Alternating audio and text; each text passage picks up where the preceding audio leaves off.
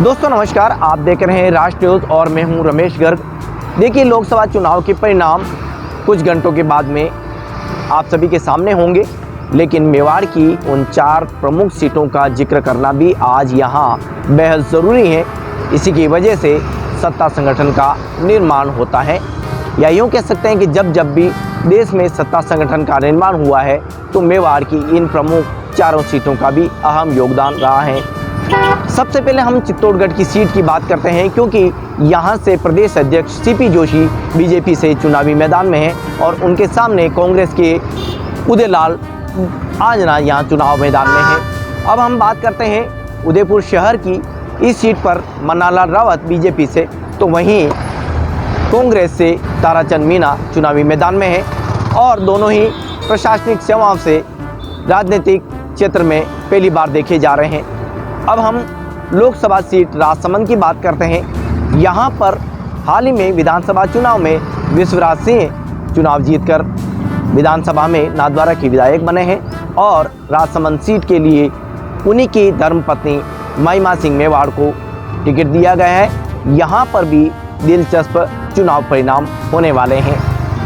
ऐसे में आदिवासी इलाके की बांसवाड़ा और डूंगरपुर सीट पर इस बार कांग्रेस से अभी बीजेपी में शामिल हुए महेंद्र जी मालवीय को बीजेपी ने प्रत्याशी बनाया है और उनके सामने भारतीय आदिवासी के जो प्रत्याशी हैं वे देखे जा रहे हैं। इन 4 सीटों के जो परिणाम हैं बेहद चौंकाने वाले रहेंगे और ये तय माना जा सकता है कि सत्ता संगठन का जैसे ही निर्माण होगा तो इसमें ये उदयपुर संभाग की प्रमुख 4 लोकसभा सीटों का भी अहम योगदान रहने वाला है।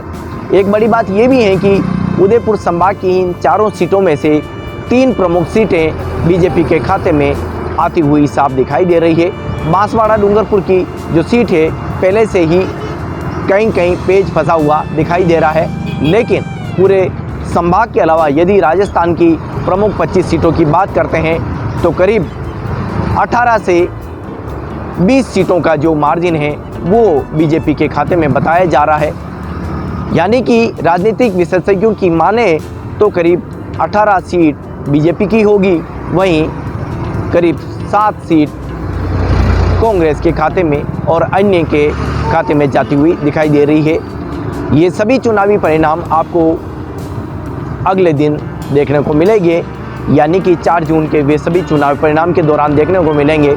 लेकिन मेवाड़ की प्रमुख 4 सीटों की गणित हमने आपको संक्षिप्त में बताई है। लेकिन जैसा कि आप देख रहे हैं, देश में चुनावी गणित के बीच मेवाड़ की इन सीटों का जिक्र किया जाता है, तो जब भी सत्ता संगठन का निर्माण होता है तो ऐसे में ये प्रमुख सीटें भी चर्चा का विषय ज़रूर देखी जाती है।